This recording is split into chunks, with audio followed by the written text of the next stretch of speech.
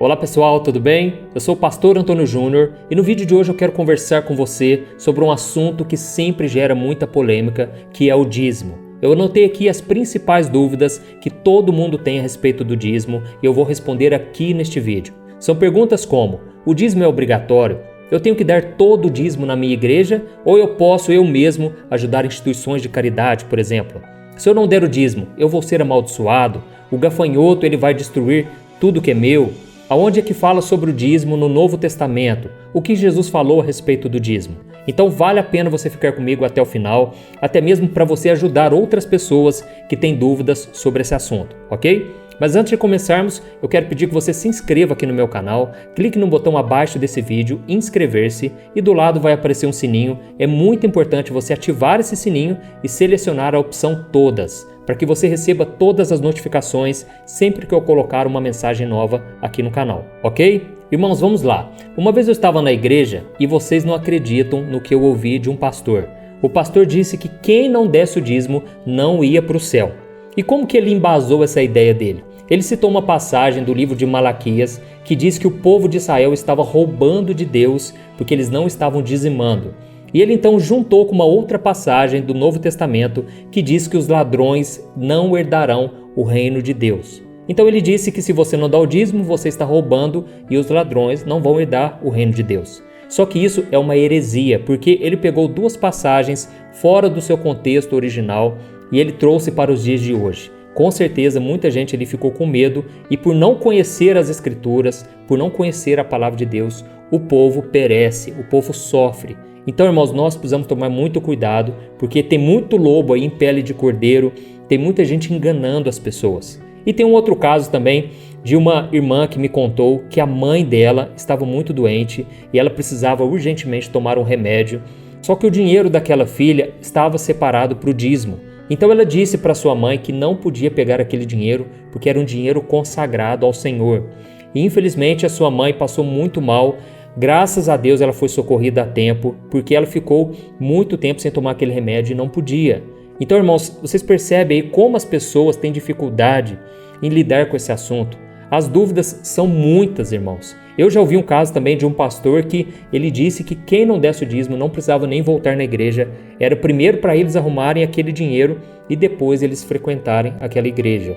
E quem me contou isso foi a minha avó. A minha avó ia numa igreja pentecostal, uma igreja muito conhecida no Brasil todo, e ela ficou assim muito triste porque ela não estava conseguindo juntar aquele dinheiro. Irmãos, eu fiquei muito triste com aquela situação e por causa disso eu senti de gravar esse vídeo para vocês. E eu sei que a questão do dízimo é uma questão muito delicada porque ela trata com o pecado da avareza. Tanto de pessoas avarentas que ficam ensinando coisas erradas para ganhar dinheiro em cima dos membros da igreja, tanto de pessoas avarentas que ficam procurando um pretexto para elas não contribuírem nada na igreja e não se sentirem culpadas por isso. Então esse vídeo é para todos nós e eu vou começar a explicar agora. A palavra dízimo, ela começou lá em Gênesis, no capítulo 14, o versículo 18 ao 20, quando Abraão estava voltando de uma batalha e ele trouxe muitas riquezas junto com ele. Então ele se encontrou com o rei e sacerdote Melquisedeque, que abençoou a Abraão, e em seguida Abraão ele sentiu o desejo de dar o dízimo de tudo aquilo que ele tinha conquistado na batalha. Essa prática com certeza era muito comum na época de Abraão, e por isso Moisés, que foi quem escreveu o livro de Gênesis, ele não dá muita explicação sobre de onde Abraão tirou essa ideia, já que Melquisedeque nem pediu isso para ele.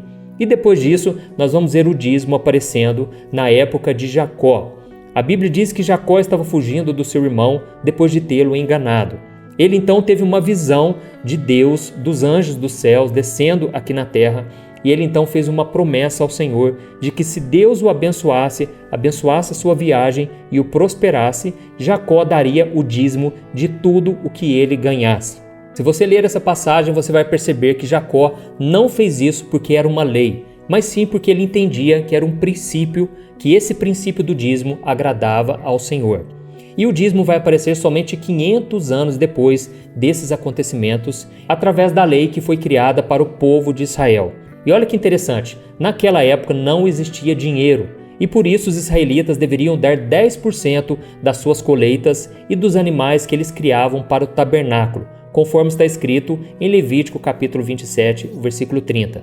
Esse dízimo era usado para cuidar dos levitas, que ficavam totalmente por conta do trabalho no templo. Depois você lê aí na sua casa, Números capítulo 18, o versículo 21. E além desse dízimo, os israelitas ainda teriam que dar o dízimo para financiar uma festa, uma celebração a Deus. Veja o que está escrito em Deuteronômio capítulo 14. Separem o dízimo de tudo que a terra produzir anualmente. Comam o dízimo do cereal, do vinho novo e do azeite, e a primeira cria de todos os seus rebanhos na presença do Senhor, o seu Deus, no local que ele escolher como habitação do seu nome, para que aprendam a temer sempre o Senhor, o seu Deus. E ainda tinha o dízimo que eles tinham que dar a cada 3 anos para cuidar dos levitas pobres, das viúvas, dos órfãos, dos refugiados. Isso está lá em Deuteronômio capítulo 14, o versículo 28 e o 29, que diz assim: Ao final de cada 3 anos, tragam todos os dízimos da colheita do 3º ano e armazene-os em sua própria cidade, para que os levitas que não possuem propriedade nem herança e os estrangeiros, os órfãos e as viúvas que vivem na sua cidade venham comer e saciar-se, e para que o Senhor, o seu Deus, o abençoe em todo o trabalho das suas mãos. Então olha que interessante, irmãos. Se vocês calcularem tudo isso, vocês vão ver que os israelitas tinham que dar o dízimo, que ficava em torno de 23,33% de tudo o que eles recebiam. Por isso que o dízimo no Antigo Testamento funcionava como um método de imposto para suprir as necessidades das pessoas e não apenas como uma regra religiosa. E é sempre nesse contexto, irmãos, que o dízimo vai aparecer na Bíblia a partir da lei. É como se fosse um imposto, um tributo que as pessoas de Israel tinham que pagar. E por isso que aquela passagem do Antigo Testamento, do livro de Malaquias, que diz que o povo de Israel estava roubando do Senhor porque não estavam dizimando, é porque os israelitas eles tinham a obrigação de suprir as necessidades dos levitas e sacerdotes que cuidavam do templo. Então, quando eles não davam o dízimo, eles estavam paralisando a obra de Deus, já que se eles não fizessem esse trabalho, ninguém mais podia fazer. Então, irmãos, o templo parava totalmente, as coisas de Deus eram abandonadas e o povo também parava de receber a instrução através desses homens de como viver uma vida com Deus. E, consequentemente, eles voltavam sua vida de pecado e eles colhiam as maldições. As coisas não davam certo e o próprio Deus diz que eles plantavam, mas parece que não viam a colheita. Eles juntavam dinheiro, mas pareciam que eles estavam colocando num saco furado. Então, nesse livro de Malaquias, capítulo 3, o versículo 8, que é muito usado por muitos pastores para colocar medo nas pessoas a respeito do dízimo, está falando sobre esse contexto e não sobre a nossa realidade dos dias de hoje, já que a gente nem tem instituição como antigamente. E é nesse contexto que Jesus também fala sobre o dízimo na única passagem do Novo Testamento sobre essa prática. Veja o que ele disse aos religiosos da sua época. Ai de vocês, mestres da lei e fariseus, hipócritas! Vocês dão o dízimo da hortelã, do endro e do cominho, mas têm negligenciado os preceitos mais importantes da lei, a justiça, a misericórdia e a fidelidade. Vocês devem praticar estas coisas sem omitir aquelas. Olha isso, irmãos. Para muitas pessoas, essa passagem é a prova clara de que todo mundo tem que dar o dízimo, já que Jesus está falando no Novo Testamento. Só que nós precisamos entender uma coisa muito importante que pouca gente sabe. Quando Cristo disse que aqueles homens deveriam obedecer à lei, é porque Jesus era um judeu. Jesus nasceu debaixo da lei de Moisés, conforme está escrito em Gálatas capítulo 4, o versículo 4. E é por isso que Jesus viveu de acordo com a lei. Mas preste atenção no que ele disse em Mateus capítulo 5, o versículo 17 e o 18. Preste atenção. Não pensem que vim abolir a lei ou os profetas. Não vim abolir, mas cumprir. Digo-lhes a verdade. Enquanto existirem céus e terra, de forma alguma desaparecerá da lei a menor letra ou menor traço, até que tudo se cumpra. Então, irmãos, Jesus deixou claro que a lei deveria ser cumprida mesmo durante o seu ministério, porque se ele violasse a lei, então ele seria pecador como eu, como você, como qualquer pessoa, e assim ele não cumpriria a sua missão aqui na terra, que era libertar o homem do pecado.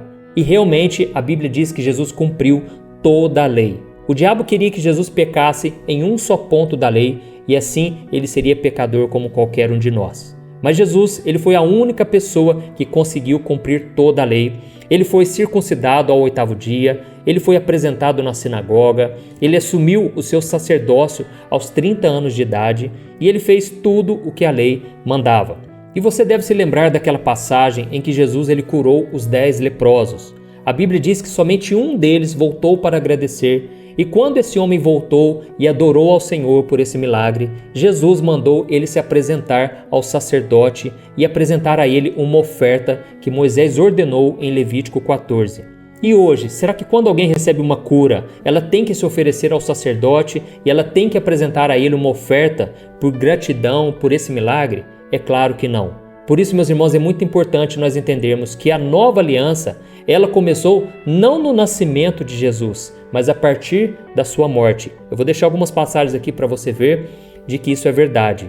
A nova aliança começou somente depois que Jesus morreu e ressuscitou, e assim Jesus, ele entregou o seu espírito, o véu se rasgou e aí começou uma nova etapa na humanidade, encerrando ali toda a ordenança de Moisés e sendo introduzido o evangelho da salvação através da ressurreição de Cristo. Amém?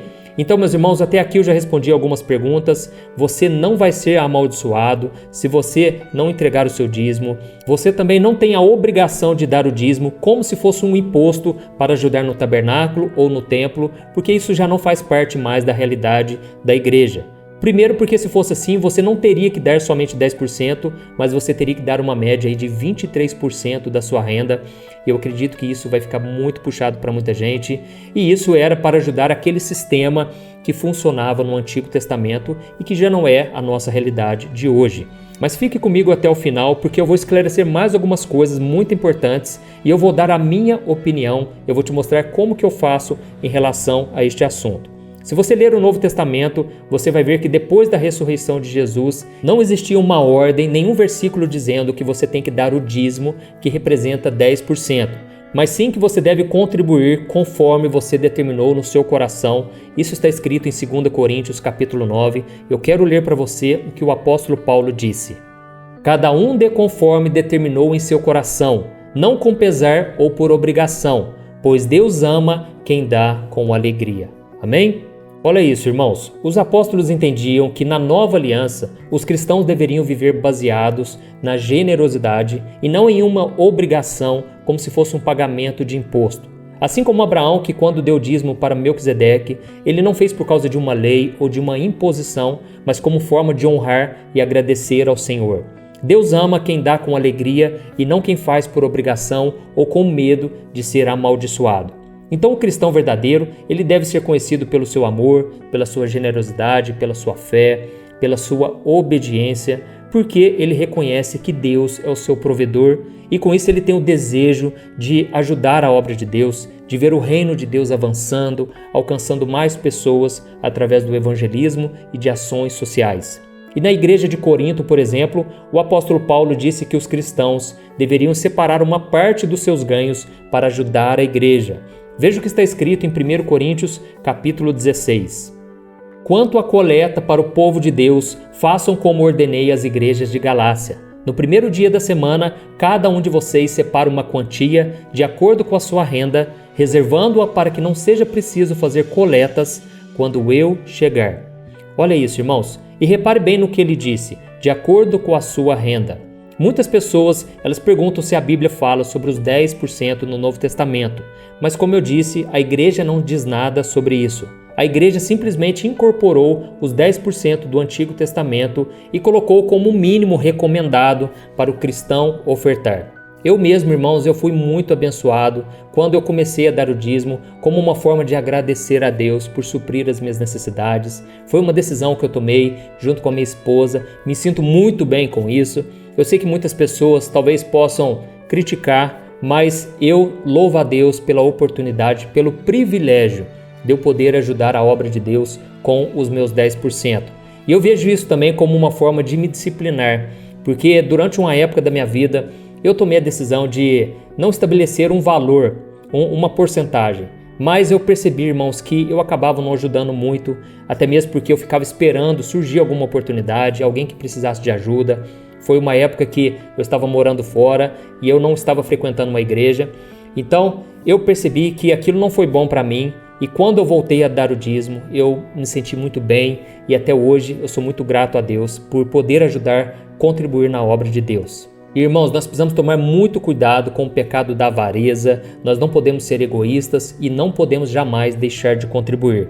E como Paulo ensina, os cristãos não devem se sentir obrigados a dar sempre os 10%, mas sim de acordo com a sua renda.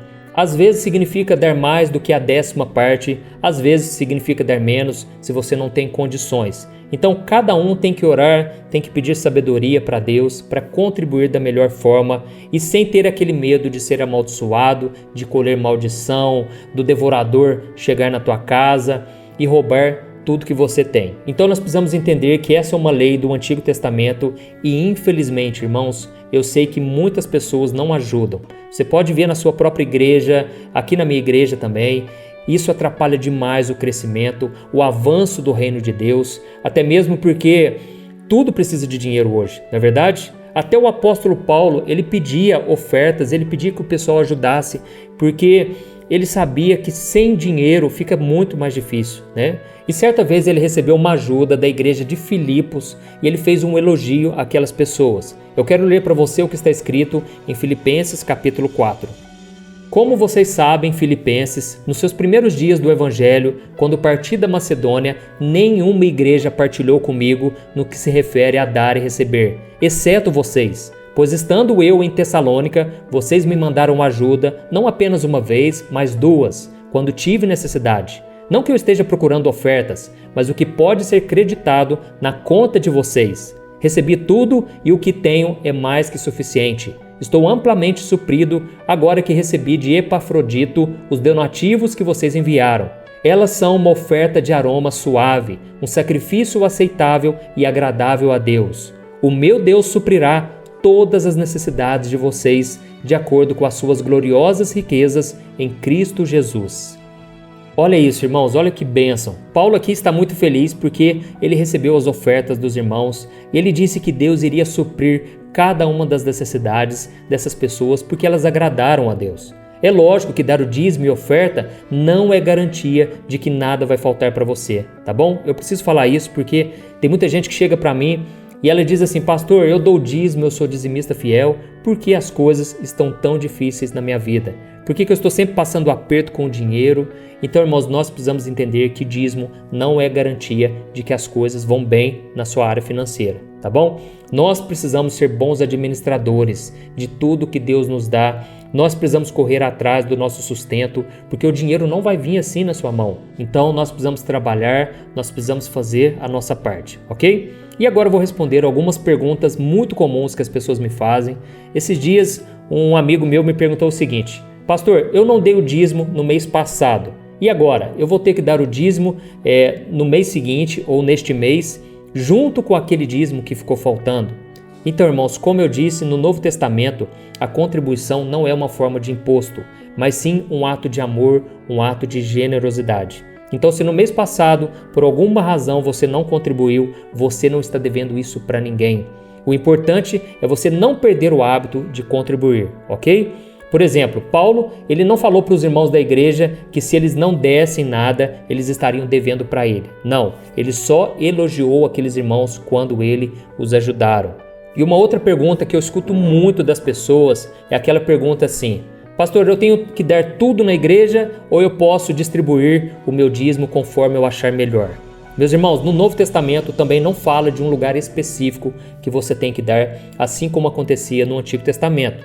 O que eu acho é que se você frequenta uma igreja, você tem que ajudar sim.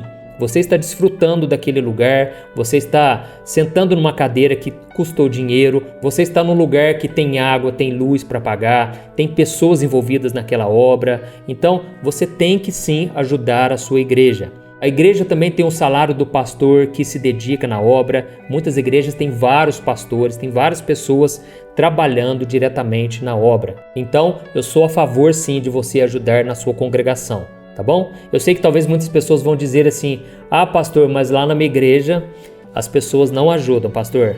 Eu já analisei, as pessoas não fazem ação social. Mas será que as pessoas também, a igreja, não está fazendo porque está faltando recurso? Talvez tem pouco recurso. Então é uma questão para você analisar, tá bom? E em relação a você separar uma parte do seu dízimo para ajudar instituições ou as pessoas carentes, eu acho que não tem nada de mais, o que vale é a intenção do seu coração, assim como o apóstolo Paulo disse, que cada um deve dar conforme determinou em seu coração, tá ok? E outra pergunta que as pessoas me fazem é o seguinte: pastor, eu tenho que dar o dízimo do bruto ou do líquido? Meu irmão, se você assistiu até aqui, você viu que não existe um valor estipulado. Você vai determinar no seu coração como você quer contribuir a partir da sua realidade, conforme você sente alegria em participar da obra que Deus está fazendo. Então eu aconselho que você pague primeiramente os seus funcionários e todas as outras despesas da empresa, sendo que o lucro mesmo você vai ver que é bem menor do que você recebeu no total. E se você der o dízimo no total, você pode até se endividar. E tem pessoas que se derem 10, 15, 20% do que elas recebem, elas não vão ter problemas na área financeira. E deixa eu te falar uma coisa, infelizmente, a maioria das pessoas que fazem essas perguntas a respeito do dízimo, não é porque elas estão querendo dar 10%, mas é porque elas estão querendo dar menos. Elas estão querendo juntar mais dinheiro e nós precisamos também tomar cuidado com isso, porque a obra de Deus tem que estar em primeiro lugar. Nós devemos priorizar as coisas do Senhor. Nós precisamos entender que quando nós estamos priorizando a Deus em todas as áreas, e isso também mexe com o nosso bolso, nós estamos sim agradando a Deus, porque Deus vê a atitude do nosso coração. Amém? As pessoas, infelizmente, estão sempre procurando uma forma de se justificar porque elas não estão ajudando em nada. E a gente tem que lembrar que na época dos discípulos, os primeiros capítulos de Atos, aquele pessoal dava tudo o que eles tinham às vezes. Eles vendiam propriedades, eles eram muito generosos e ninguém ficava ali preocupado em fazer conta, porque eles sentiam um desejo muito grande de participar de algo que era muito maior do que eles tinham. E Jesus disse que onde está o seu tesouro, ali está o seu coração. Então, meu irmão, se você valoriza a obra de Deus e as pessoas que trabalham nela, pode ter certeza, você vai ser muito feliz. Deus vai suprir as suas necessidades, porque Deus honra aqueles que o honram. Então, irmãos, nós precisamos entender isso. Existe uma lei da generosidade e a Bíblia diz que o generoso, ele prosperará. O que dá alívio aos outros, alívio receberá. Então, esse é um princípio que eu quis trazer aqui para vocês. Nós precisamos ter alegria. Eu creio que esse é o foco do Evangelho. Fazer tudo de coração para Deus. Tudo que a gente faz para as pessoas tem que ser como se fosse para o Senhor. Amém? Não se sinta pressionado, não deixe também ninguém te obrigar a fazer nada. Se você escolheu dar, se você escolheu contribuir, que isso seja de todo o coração. Simplesmente agradeça a Deus, porque Deus está te dando condições e isso, irmãos, é um privilégio. Amém? E só para a gente encerrar, algo muito importante. Todos os membros da igreja, eles têm o direito de saberem para onde estão sendo levados esses dízimos. Eu sei que a maioria das pessoas dizem assim: mas eu dou o dízimo e eu não quero saber o que é feito com ele. É verdade, irmãos. A igreja, ela sabe das necessidades mais do que os membros. Quem está na liderança sabe realmente quais são as maiores necessidades. Mas você pode se informar sim para onde está indo esse dízimo, tá bom? É preciso que haja transparência na administração das contas da igreja, porque nós somos cristãos e nós devemos ser honestos em tudo, principalmente nas coisas relacionadas a Deus. E além disso, quando existe transparência, os membros se sentem muito mais seguros e eles tendem a ajudar ainda mais. Amém? E eu quero te dar aqui um último conselho. Separe um valor todo mês. Sempre quando você receber qualquer dinheiro, separe um valor, porque isso vai te disciplinar. Se você ficar esperando surgir alguém que precisa de necessidades, você vai deixar de ajudar muito na obra de Deus. É lógico que o Senhor, Deus não precisa de dinheiro, mas a obra dele precisa. Então crie o hábito de contribuir e você estará investindo em algo que vai gerar frutos para a vida eterna. Amém? Eu sou o pastor Antônio Júnior, espero que você tenha gostado, eu espero ter esclarecido as suas dúvidas e agora eu peço que você compartilhe. Envie para o maior número de pessoas que você conhece, porque muitas pessoas têm dúvidas sobre esse assunto e é importante nós sabermos o que a palavra de Deus diz sobre isso, ok? Deus abençoe e até o próximo vídeo.